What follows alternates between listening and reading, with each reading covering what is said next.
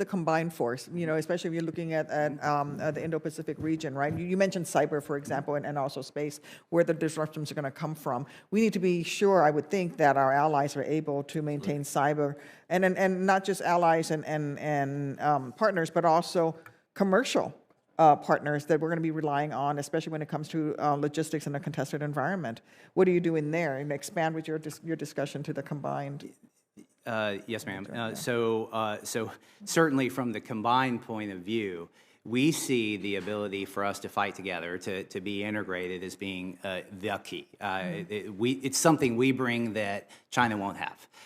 And we have great allies and partners. And one of the things that has been a real joy for me is working with my counterparts in places like Australia, the UK, Japan, coming together and figuring this out.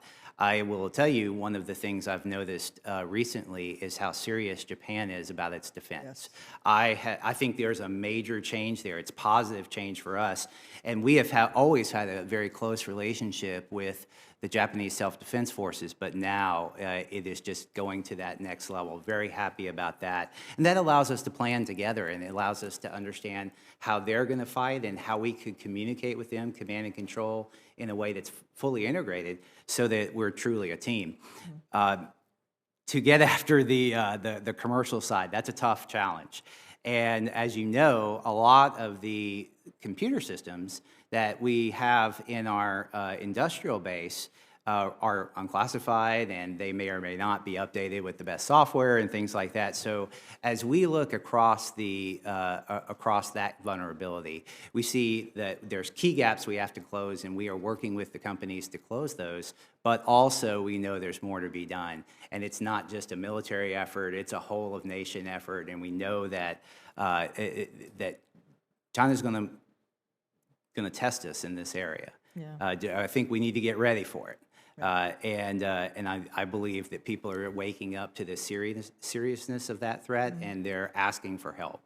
I think the commercial side is where we have some real potential challenges. I remember I was touring when I was in Congress, a civilian contractor that had the contract to make lights more energy efficient on a major maneuver command in the Army. And I went to visit, and they were very proud. They got this contract, small company engineers and everything.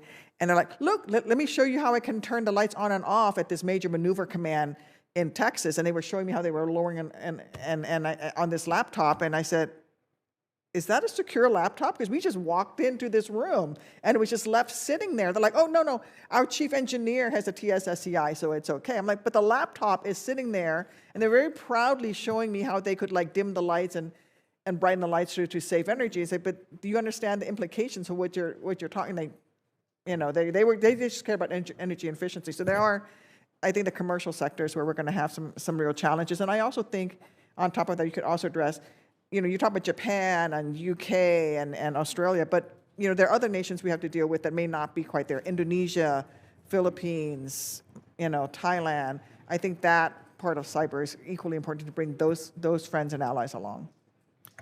Well, I'm going to talk mostly to the commercial part of your question, but I will just say, things are moving fast. So on the Philippines, I'm now roughly 1 year in office, and that has been a huge shift just in that 1 year of my current service. But on the commercial side, I would say we have forged very strong relationships that you might not have predicted 3 or 4 years ago with a lot of our commercial partners, and that's true in commercial space.